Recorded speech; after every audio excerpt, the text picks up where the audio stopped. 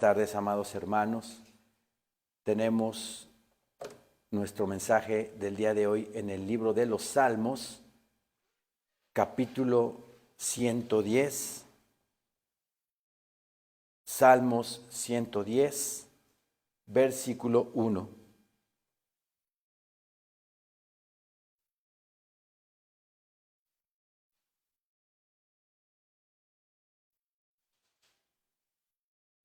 Salmos 110, versículo 1.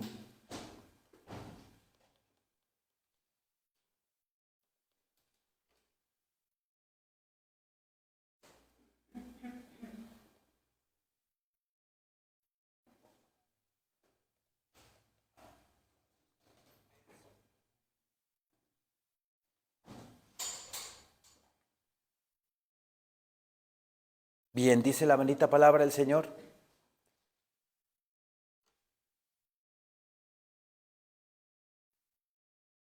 Salmo 110, versículo 1. Este salmo, escrito por David, es el más citado en el Nuevo Testamento. ¿Sí? Dice el Señor en su palabra: Jehová dijo a mi Señor: siéntate a mi diestra hasta que ponga a tus enemigos por estrado de tus pies. Mi Señor Dios, diciéndole, ¿a quién? A Cristo, ¿verdad? A nuestro Señor Jesucristo: siéntate a mi diestra, siéntate a mi derecha. La palabra Señor viene del hebreo Adón y significa soberano, amo, dueño. Este Salmo 110, los fariseos lo reconocían como un salmo mesiánico, en el cual el Mesías será tanto Dios como hombre. Obviamente, los fariseos, al ver a nuestro Señor Jesucristo, que no era, según los ojos del mundo, una persona pudiente, una persona con atuendos lujosos, con atuendos espectaculares, como un presidente o primer ministro, o como un rey de aquel entonces, sino como vieron los fariseos a nuestro Señor. Lo vieron humilde, con una sola túnica. No lo vieron de manera diferente, no lo vieron como pinta de rey que iba a liberar al pueblo de Israel del imperio romano. Pero Jesús no vino a eso, ¿verdad? Jesús vino a salvar a su pueblo de sus pecados. Así le dice el ángel Gabriel a María, porque Él salvará a su pueblo de sus pecados. Y en esta parte, en el Salmo 110, Jehová dijo a mi Señor, a mi Adón, a mi soberano, a mi dueño: siéntate a mi diestra hasta que ponga a tus enemigos por estrado de tus pies.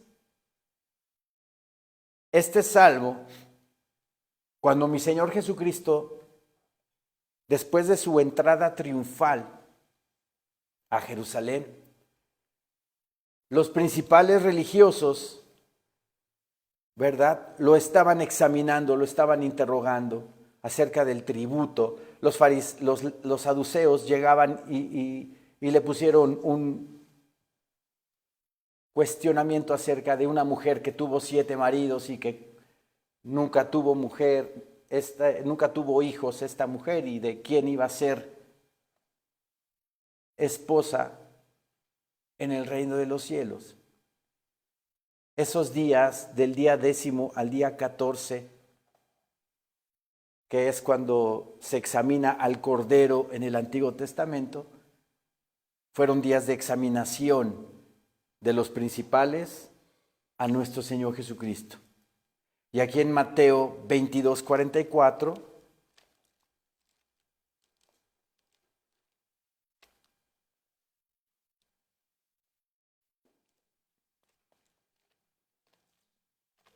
Evangelio de Mateo, capítulo 22, versículo 44.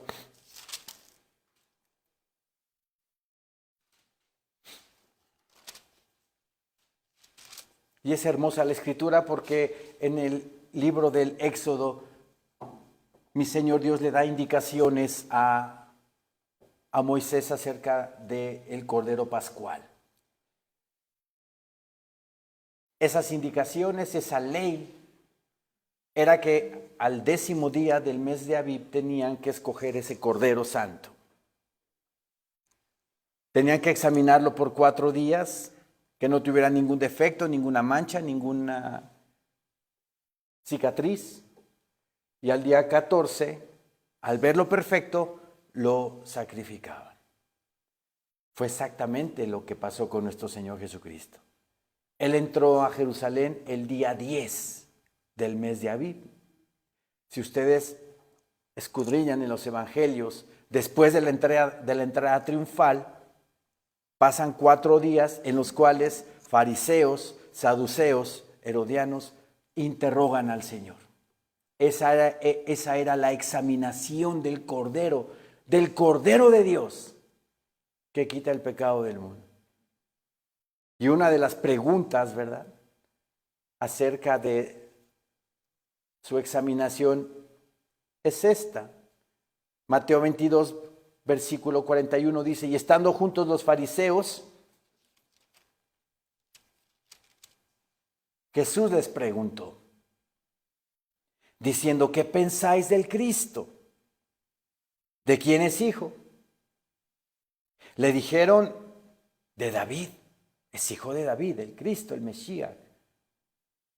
Él les dijo: pues, ¿cómo David en el Espíritu le llama Señor? Diciendo: dijo el Señor a mi Señor: siéntate a mi derecha hasta que ponga a tus enemigos por estrado de tus pies. Nuestro Señor Jesucristo citando el Salmo 110, haciéndole una pregunta a los fariseos. Versículo 45 dice: pues si David le llama Señor, ¿cómo es su hijo? Explíquenme, díganme ustedes. Los fariseos, saduceos y herodianos interrogando al Señor, y luego de repente mi Señor Jesucristo también los interroga a ellos. Los judíos siempre preguntan con una pregunta. Así siempre son sus debates, ¿sí? Y aquí mi Señor Jesucristo les pregunta eso: ¿cómo es su hijo si le llama Señor? Y nadie le podía responder palabra, ni osó alguno desde aquel día preguntarle más, ¿sí? Aquí en el Salmo 110, regresemos por favor, versículo 1.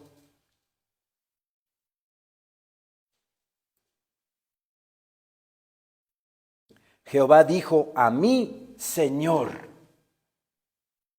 siéntate a mi diestra hasta que ponga a tus enemigos por estrado de tus pies. Esa pregunta se la hace nuestro Señor Jesucristo a los fariseos, ¿verdad?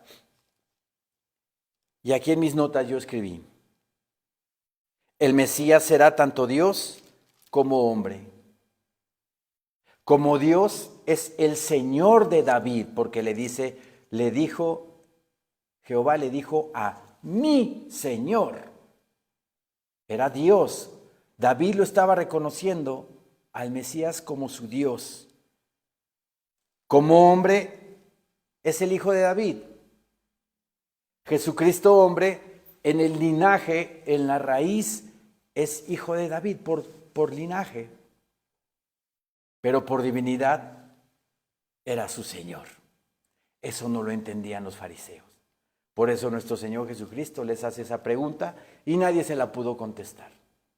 Porque obviamente no miraban las cosas espiritualmente, ¿verdad? Las veían materialmente, de forma superficial, no profundizando en la Escritura, ¿sí? Como hombre es el Hijo de David y Jesús mismo, compaginando en su persona la deidad con humanidad. O sea, en ser humano,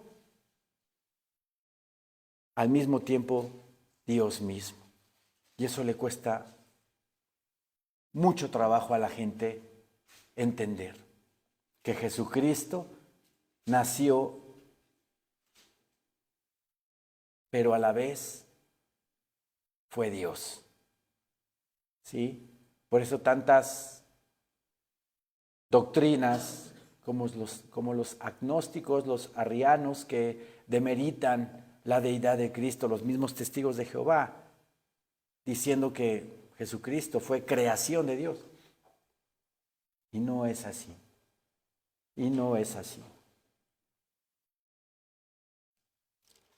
Jehová dijo a mi Señor, siéntate a mi diestra, hasta que ponga a tus enemigos por estrado de tus pies. ¿Cuándo sucedió eso de que Dios Hijo se sentó a la diestra de su Padre? Cuando ascendió a los cielos, después de su crucifixión, después de su ascensión a los infiernos. 3 días estuvo predicándole a los espíritus encarcelados, nos dice la palabra del Señor, y después resucita con gran poder y gran gloria, asciende a los cielos y se sienta a la diestra de Dios. ¿A qué? Como abogado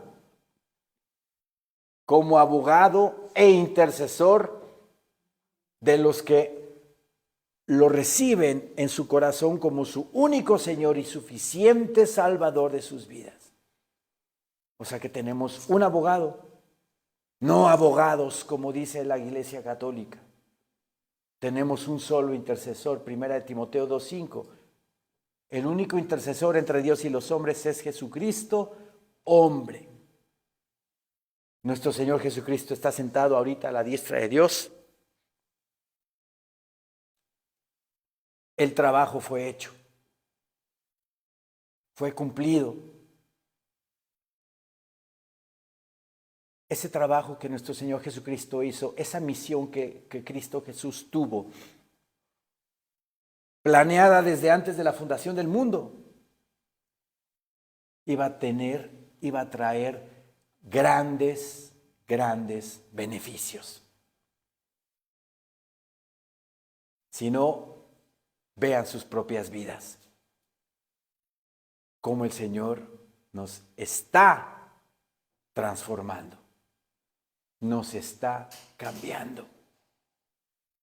Véanse hace 20 años o hace 10, depende del tiempo que cada uno, ¿verdad?, recibió a Cristo como Señor y Salvador. Vean para atrás y véanse ahora. ¿Somos los mismos? Tengan cuidado, ¿verdad? De que de repente me dé cuenta y pues sigo criticando, pues sigo chismeando, pues sigo señalando a los demás. Tengan cuidado. Pero si de verdad vemos sinceramente, ¿verdad?, un cambio en nuestra vida, un cambio en nuestro ser, el trabajo de Cristo fue cumplido.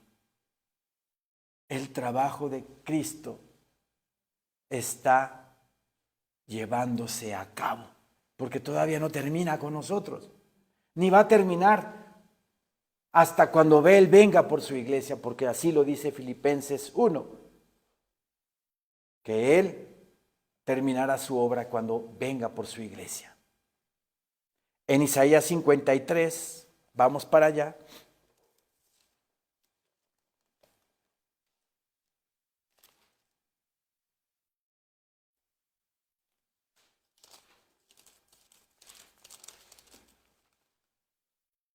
En Isaías 53,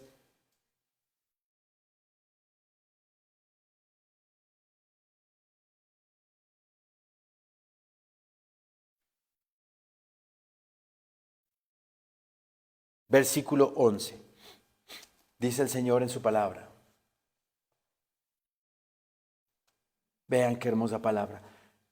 Verá el fruto de la aflicción de su alma y quedará satisfecho.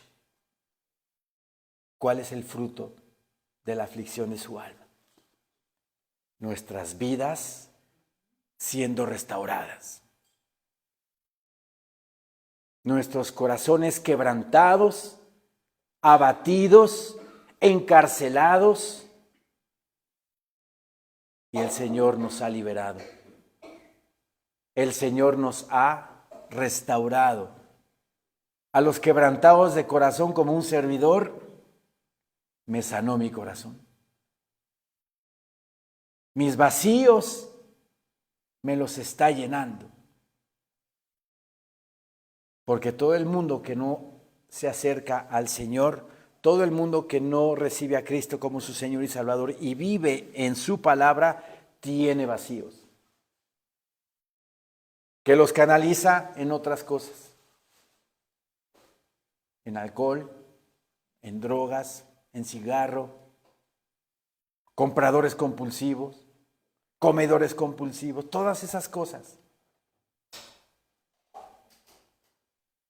Son vacíos que el ser humano tiene y que de alguna manera quiere tapar o quiere llenar, pero no es suficiente. Cristo Jesús es suficiente. Cristo Jesús es la plenitud de nuestra vida y Él llena toda nuestra alma.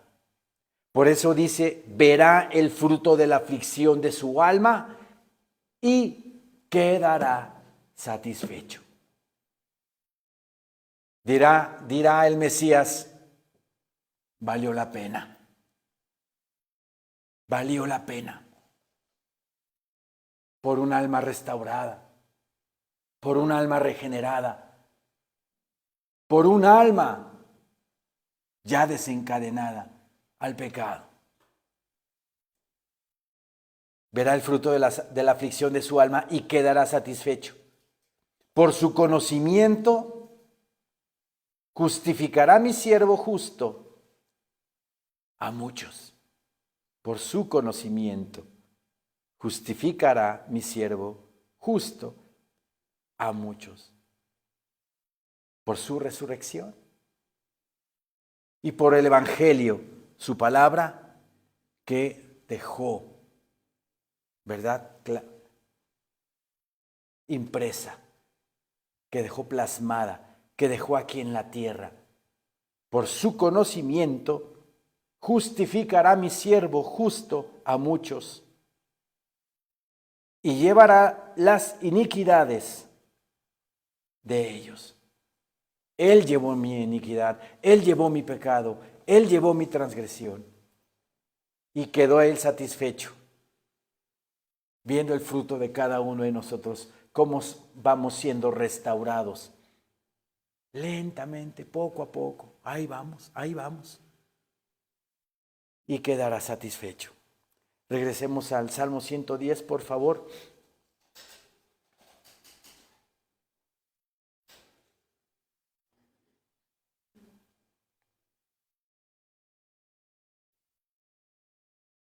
Ahora vean el espacio entre el versículo 1 y el versículo 2. Jehová enviará desde Sión la vara de tu poder. Domina en medio de tus enemigos. ¿Cuándo se va a cumplir esa palabra en el milenio. Ahora vean, entre el versículo 1 y el versículo 2 han pasado 2025 años. 2025 años. Este versículo 2 en la Nueva Traducción Viviente dice así: qué asombrosas son las obras del Señor. Perdón, me equivoqué de salmo.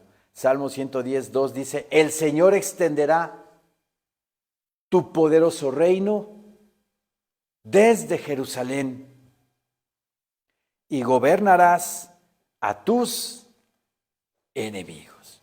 ¿Cuándo se va a dar eso? En el milenio. En el milenio. Entonces, entre el versículo 1 y el versículo 2 ya han pasado 21 siglos. 21 siglos. ¿Sí? Ahora yo aquí escribí en mis notas: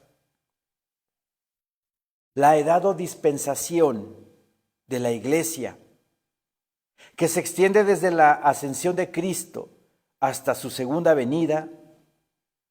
Vemos a Jehová enviando desde Sión el cetro real del poder del Mesías. Por eso Jerusalén es tan asediada, por eso Jerusalén es tan peleada, por eso Jerusalén es tan disputada. La yihad islámica se quiere quedar con Jerusalén. Los enemigos de Israel, los vecinos que están alrededor en el Oriente Medio, se quieren quedar con Jerusalén, porque es la ciudad del gran rey, del único y verdadero Dios, porque ahí está la piedra del fundamento, la piedra angular, ahí abajo de la mezquita de Omar, que supuestamente Mahoma en el siglo, en los años 700, fue ascendido al cielo y que ahí tuvo la revelación del Corán. En esa piedra donde Abraham iba a sacrificar a Isaac, en esa piedra donde David le compró todo ese terreno a Ornán Jebuseo. Cuando vino la epidemia por desobediencia precisamente de David, esa roca de fundamento, esa roca que está ahí, la puso mi Señor Dios desde un principio, como un cimiento estable de la deidad en Cristo Jesús, Señor nuestro. Por eso es tan disputado.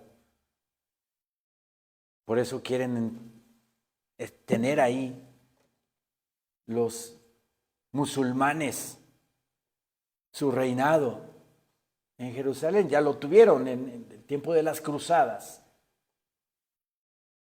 Pero otra vez vuelven y quieren nuevamente poseer todo Jerusalén. ¿Por qué tanto asedio? Porque ahí se dio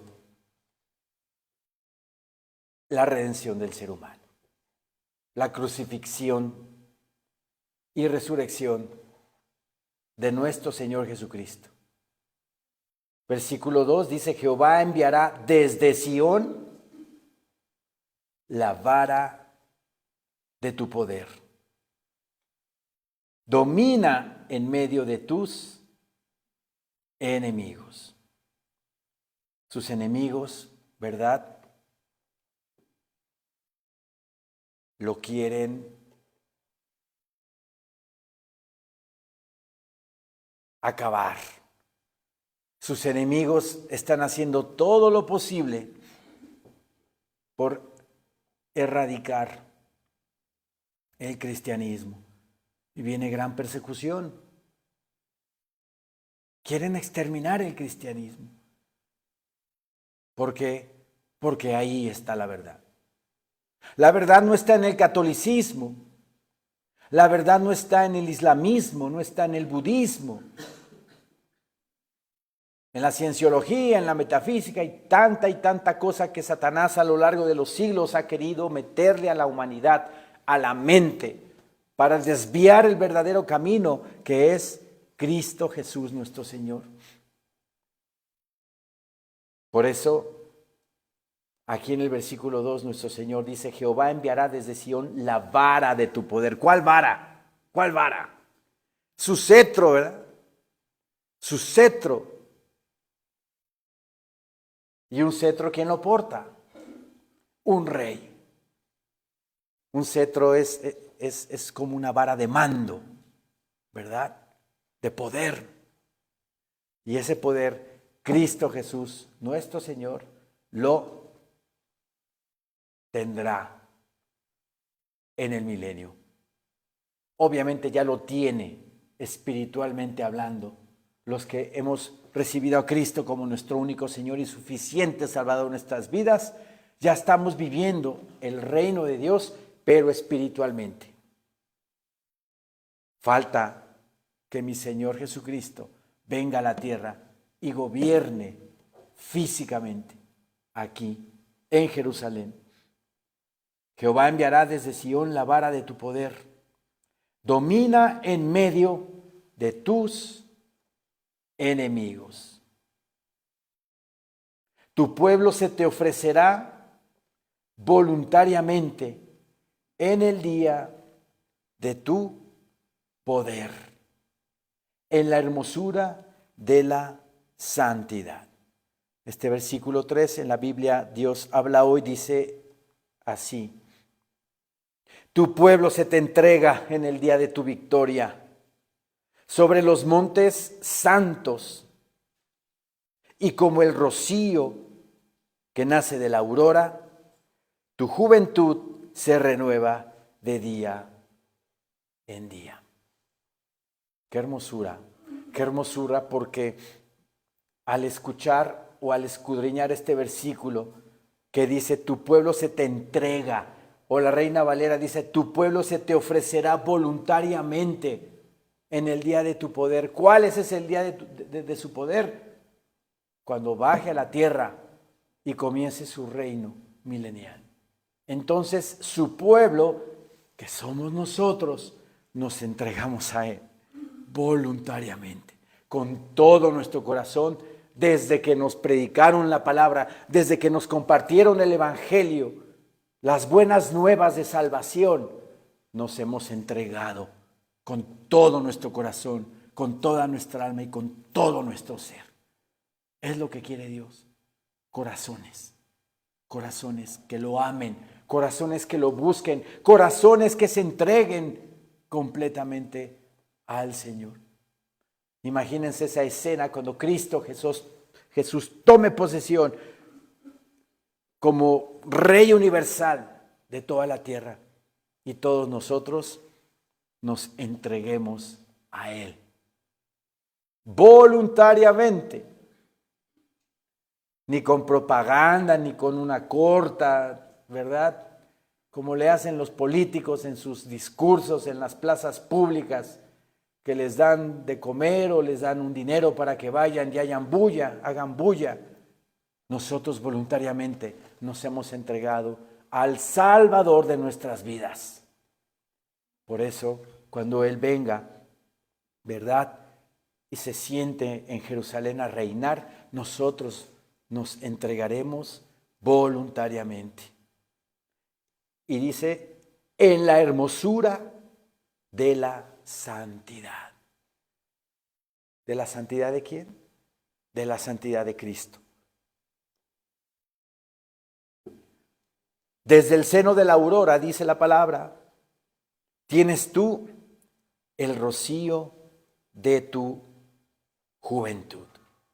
¿Qué quiere decir este versículo? ¿Qué quiere decir? Su gobierno, su reinado aquí en la tierra va a ser un reinado de frescura, refrigerio y poder. Desde el seno de la aurora tienes tú el rocío de tu juventud. Imagínense ustedes, antes de que la aurora comience, ¿verdad?, a aparecer en el oriente, siempre hay un rocío que cubre la tierra. De hecho, las temperaturas hasta bajan más, un poquito antes que amanece.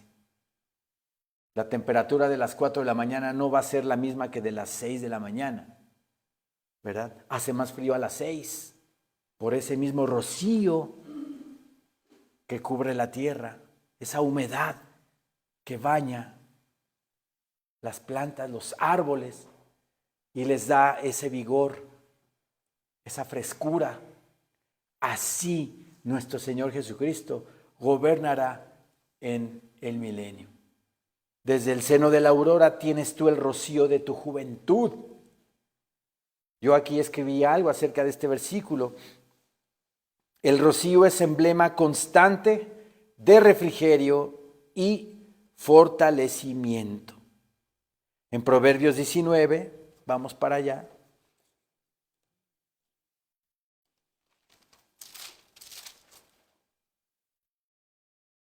Versículo 12.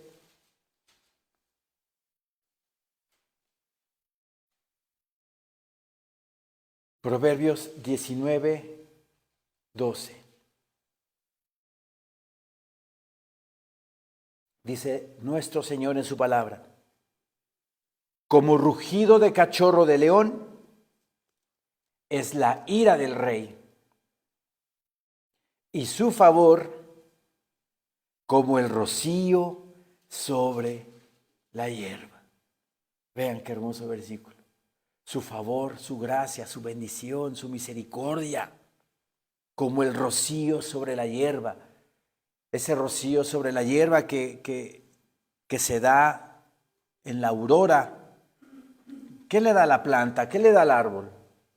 Vigor, fuerza, ánimo. Ese es el favor de Dios para con los que lo aman, los que confían y se entregan a Él.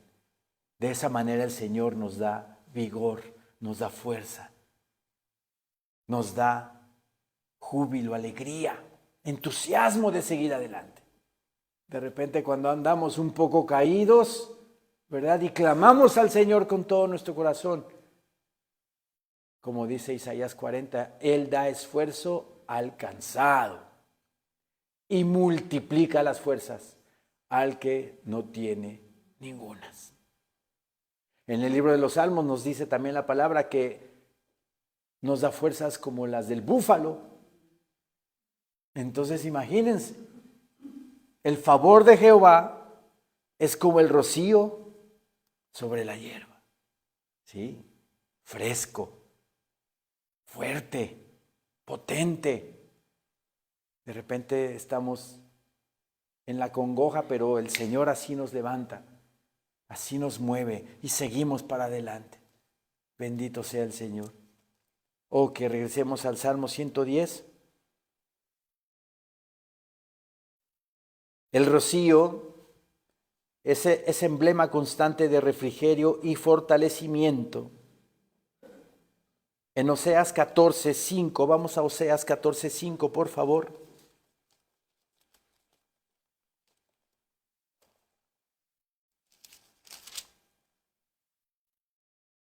Vean la promesa de parte de mi Señor Dios para con su pueblo amado Israel. Dice el versículo 5, yo seré a Israel como rocío. Él florecerá como lirio y extenderá sus raíces como el Líbano. Así va a ser Israel. ¿Y cuándo va a ser eso? ¿Esto ya lo está viviendo Israel hoy día? No, va a ser en el milenio.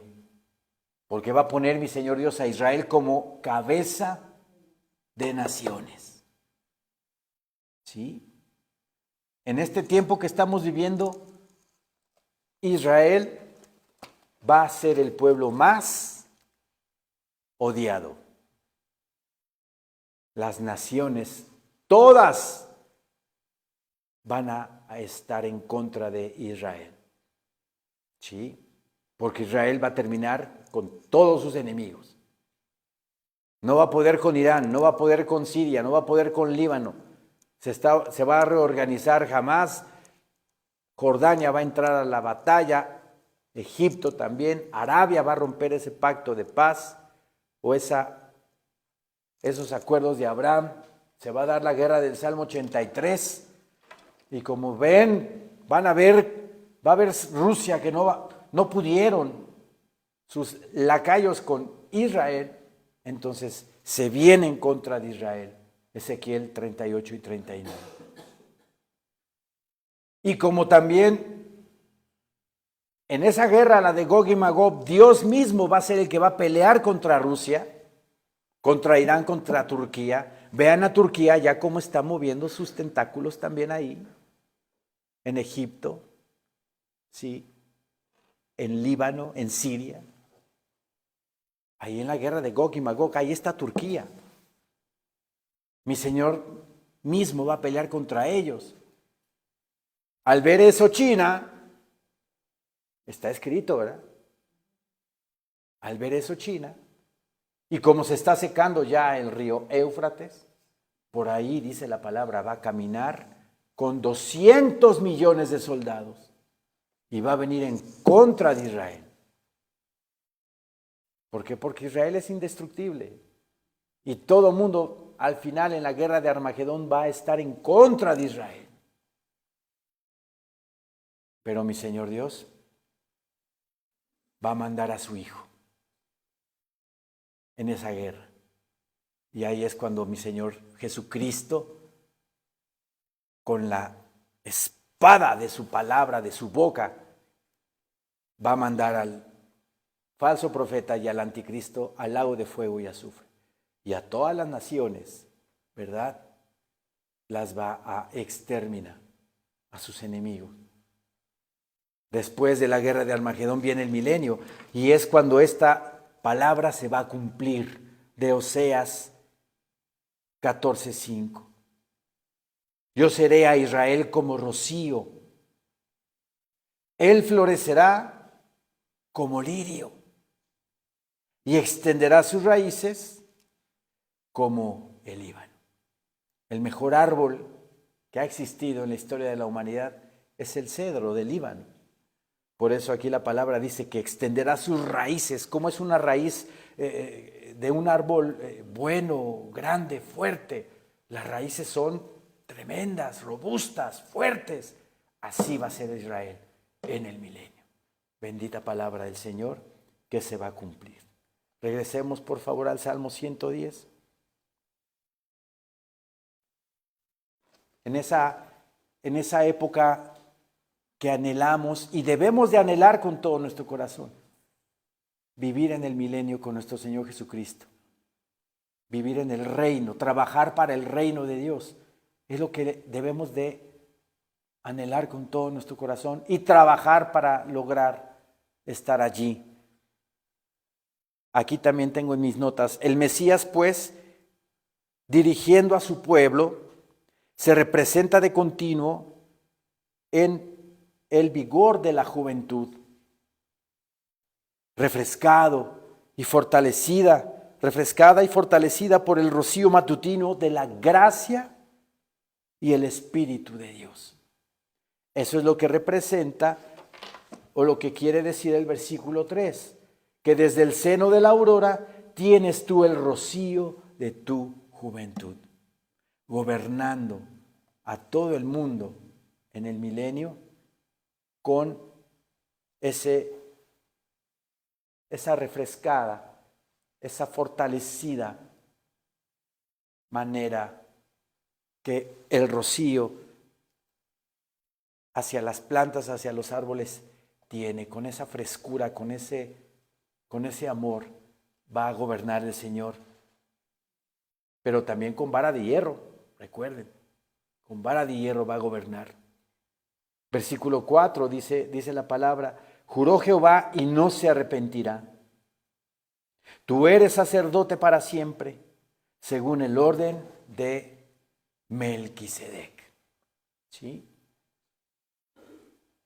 El sacerdocio levítico fue transferido en el Nuevo Testamento de Juan el Bautista a nuestro Señor Jesucristo. De la tribu de Leví, porque Juan el Bautista era hijo de un sacerdote, de Zacarías, y era de la tribu de Leví. De un hijo de sacerdote de la tribu de Leví a el Cordero de Dios, o del león de la tribu de Judá, se pasó la estafeta del sacerdocio. En Hebreos 5, vamos a Hebreos 5, por favor.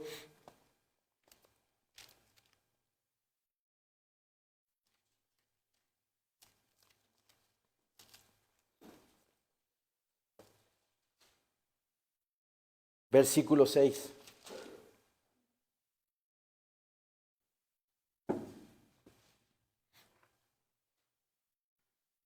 Desde el 5 vamos a leer.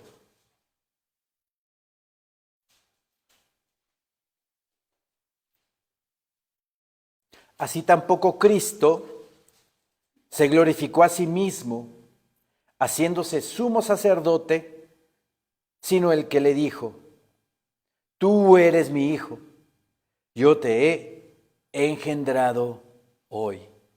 Esa cita está en el Salmo 2, versículo 7. Como también dice en otro lugar: tú eres sacerdote para siempre, según el orden de Melquisedec. Y Cristo, en los días de su carne, ofreciendo ruegos y súplicas con gran clamor y lágrimas al que le podía librar de la muerte, fue oído a causa de su temor reverente. Y aunque era hijo, por lo que padeció, aprendió la obediencia. Y habiendo sido perfeccionado, vino a ser autor de eterna salvación para todos los que le obedecen. Y fue declarado por Dios sumo sacerdote según el orden de Melquisedec. Ese sacerdocio eterno de nuestro Señor Jesucristo fue dado por Dios mismo. Por eso en el Salmo 110, versículo 4 dice: juró Jehová y no se arrepentirá. Tú eres sacerdote para siempre, según el orden de Melquisedec. Versículo 5, el Señor está a tu diestra. Quebrantará a los reyes en el día de su ira. Qué terrible. Los reyes están en contra de Dios y en contra de Cristo. El sistema de este mundo, ¿verdad?, que quiere imponer su nuevo orden mundial y está aprobando leyes en contra de las leyes de Dios, ¿sí? Quieren sacar a Dios de la ecuación. Pero como dice el Salmo 2, vamos al Salmo 2, por favor.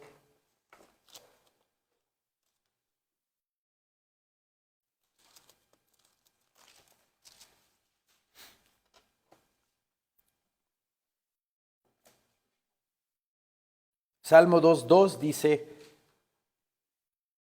se levantarán los reyes de la tierra y príncipes consultarán unidos contra Jehová y contra su ungido, diciendo: rompamos sus ligaduras y echemos de nosotros sus cuerdas. La Nueva Traducción Viviente dice: rompamos las cadenas. Liberémonos de ser esclavos de Dios. Ellos creen o sienten que estar con Dios es ser esclavo. Y es todo lo contrario. El Señor te da libertad. Eres libre, verdaderamente libre en Dios y en Cristo Jesús. Y ellos quieren desligarse de Dios, aprobando leyes en contra de naturaleza, aborto, pedofilia, eutanasia, zoofilia, necrofilia, ideología de género. Todo eso va en contra de la palabra de Dios y se quieren ellos desligar de Dios. Pero vea lo que dice el versículo 4. El que mora en los cielos se reirá. El Señor se burlará de ellos. Ellos quieren a como dé lugar su tercera guerra mundial. Están provocando caos en todas las naciones. ¿Pero para qué? Para traer a escena a su Dios. Porque ellos, los gobernantes de las naciones y los Illuminatis, los que están arriba manejando los hilos del mundo, tienen al anticristo como Dios. Tienen a Satanás como Dios. Hacen sus rituales, lo invocan. Los portales que abrió Francisco el 24 de diciembre, como rituales para que ya aparezca el anticristo. Yo les mencioné que fueron 5 portales de templos católicos y una cárcel también. La apertura de una cárcel. Y nos fuimos a Apocalipsis 9 y les expliqué que esa apertura de la cárcel es como una figura del ángel caído que viene con la llave del abismo y le abre la puerta a esa cárcel que está en el infierno para que salga el ángel caído que personificará, ¿verdad?, al anticristo, que le vuelva a dar vida a ese personaje del cual habla la palabra en Apocalipsis capítulo 17. Entonces están haciendo todo lo que se están jugando a las guerritas, están jugando a los soldaditos, pero llevándose a miles de personas entre los pies. Quieren imponer su nuevo orden mundial, pero mi Señor Dios dice que se reirá. El que mora en los cielos se reirá. El Señor se burlará de ellos. Luego hablará a ellos en su furor y los turbará con su ira. ¿En qué época del Apocalipsis es esto? En la gran tribulación. Y los turbará con su ira al derramar las copas de la ira sobre este mundo. El versículo 6 dice, pero yo he puesto mi rey, dice, sobre Sión, mi santo monte. ¿Quién dice amén a eso? Amén. Yo he puesto a mi rey. De lo que estamos hablando en el Salmo 10, 110. Pero yo he puesto mi rey sobre Sión, mi santo monte. Yo publicaré el decreto. Jehová me ha dicho, mi hijo eres tú, yo te engendré hoy. Pídeme y te daré por herencia las naciones. Vean la herencia que el Padre le va a dejar al Hijo. Las naciones. Por eso en el Salmo 110:1 dice, siéntate a mi diestra hasta que ponga tus enemigos por estrado de tus pies. Todo aquel que aborrece al Señor, todo aquel que no lo recibe como su Señor y Salvador, es como un enemigo para él. ¿Por qué? Porque es malo el Señor, porque la única forma para que el ser humano se redima de su alma y la libere de las garras del infierno es creyendo en el Mesías, es creyendo en Jesús de Nazaret y recibiéndolo en su corazón como único Señor y suficiente Salvador de su vida. Y dice la palabra del Señor en Juan 3:18, que el que no cree en el unigénito Hijo de Dios será condenado. Será condenado. Versículo 8 dice, pídeme y te daré por herencia las naciones, y como posesión tuya los confines de la tierra. Los quebrantarás con vara de hierro, como vasija de alfarero los desmenuzarás. ¿De qué manera los quebrantará con vara de hierro? Dice la Escritura en Zacarías capítulo 14 que tienen que ir a adorar al Rey, tienen que ir a adorar a Jesucristo una vez al año.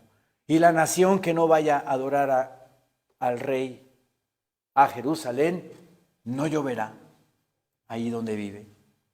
Como la economía del mundo en aquel entonces va a ser la agricultura, país donde no quieran ir a adorar al Señor, pues país donde no va a llover y no va a haber alimento. Por eso dice la Escritura que los regirá con vara de hierro aquellos que no quieran adorarlo. Regresemos al Salmo 110, por favor.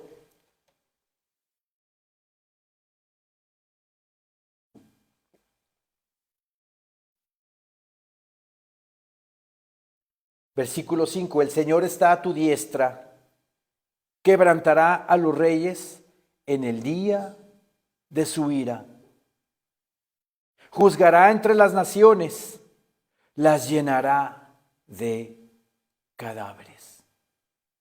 Lo que les comentaba en Apocalipsis capítulo 19, versículos del 11 al 18, dice la palabra que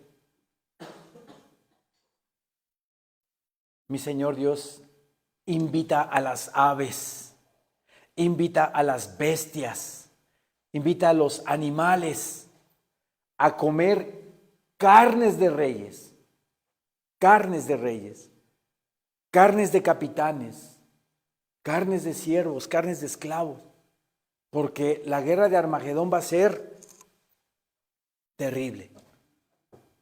Terrible para esas naciones que estén luchando en contra del Hijo de Dios. Por eso aquí lo dice. Juzgará entre las naciones, las llenará de cadáveres. Quebrantará las cabezas en muchas tierras. Del arroyo beberá en el camino, por lo cual levantará la cabeza. En Isaías 1:23, vamos para allá.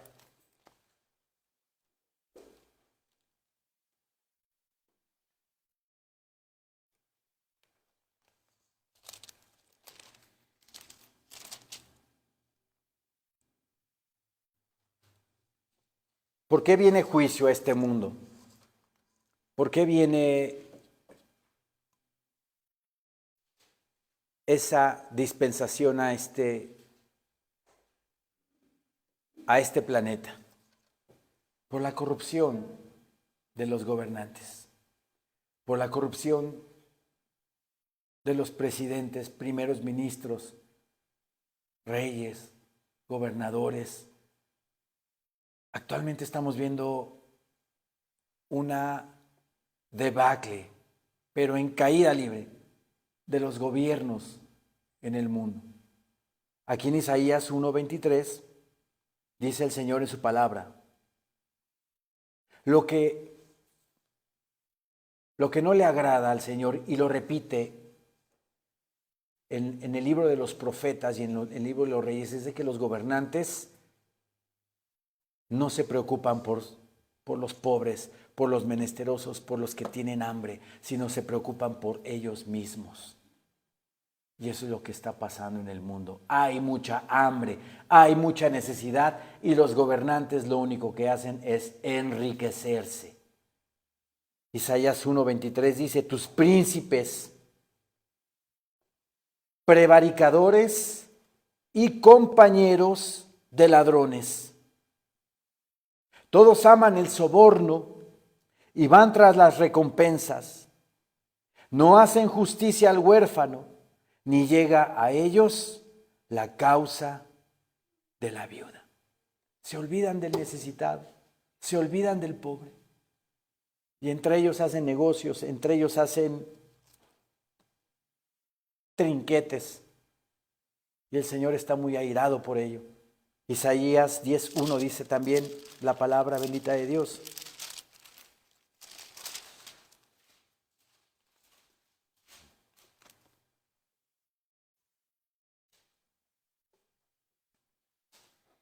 Comienza con un ay.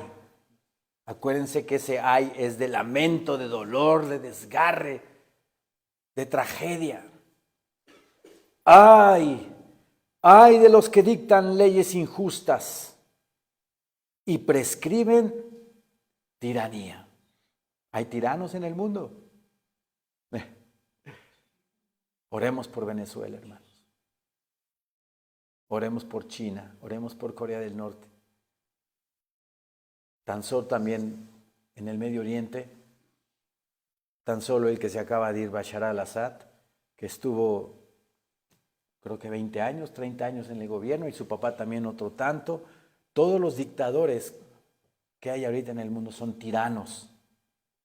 ¿Sí? Y vean cómo el Señor se queja de ellos. Ay de los que dictan leyes injustas y prescriben tiranía para apartar del juicio a los pobres y para quitar el derecho a los afligidos de mi pueblo, para despojar a las viudas y robar a los huérfanos. ¿Sí? Entonces, parte del juicio que viene a esta tierra es la corrupción de los gobiernos, que se preocupan por ellos y no por la gente que necesita, que no reparten la riqueza, no baja la riqueza como debe de bajar, sino que se la quedan unos cuantos allá arriba.